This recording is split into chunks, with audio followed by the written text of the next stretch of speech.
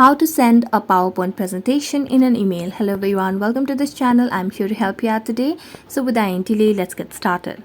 So first of all, launch the Gmail application on your device and make sure that you're logged into your account. Now tap on the compose icon at the bottom right corner of the screen.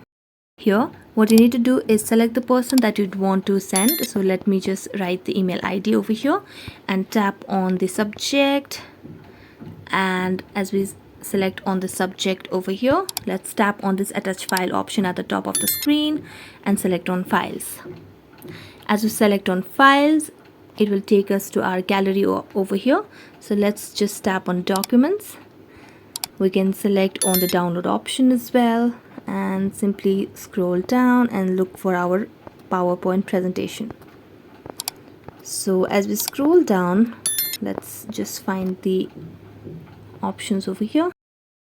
So here we have, and then you can now just tap on send this message, and there you go, we have sent a PowerPoint presentation in an email. So that's it. Thank you so much for watching this video. See you next time.